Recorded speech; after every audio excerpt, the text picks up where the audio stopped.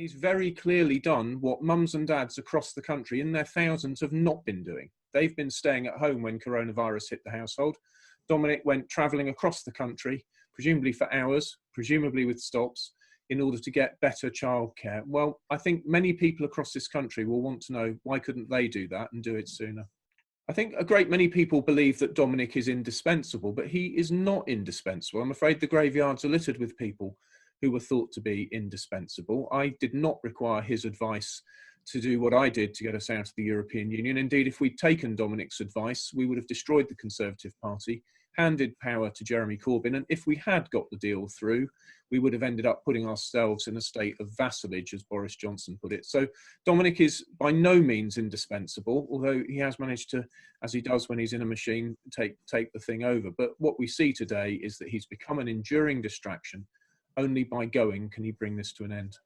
Well, I think in asking me about the impact of the Vote Leave operation at number 10, that really does speak to the circumstances we're in.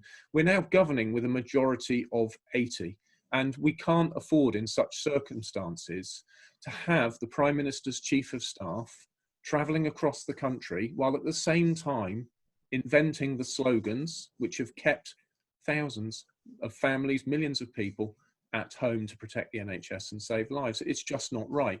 People are texting me to say it stinks of hypocrisy, and that's why he should go.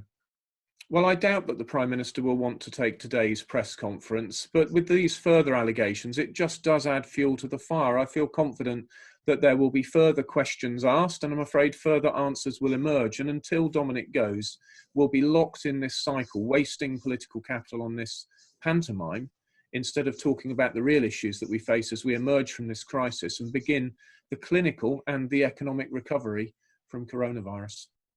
Well, I watched my colleagues, who I respect, taking that line, and clearly they were taking an orchestrated line to defend Boris, but I'm afraid I found it unconvincing, and clearly the newspapers found it unconvincing too, because it was very clear that enormous efforts were made to change the story for today, and that failed.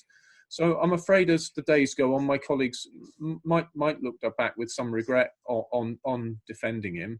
But there's been very little enthusiastic defence of him. I mean, I've watched my colleague Grant Shapps, who again I respect, this morning, caveating with what he said with, you know, the usual sort of phrases like "as I understand it" and so forth. I mean, this is not a full-hearted defence which is going to endure.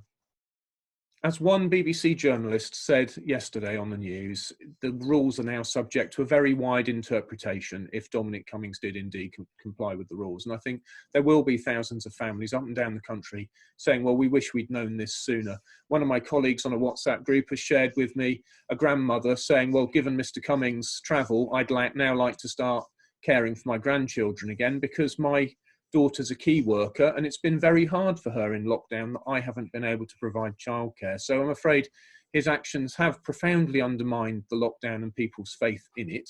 And that's why I think he should go.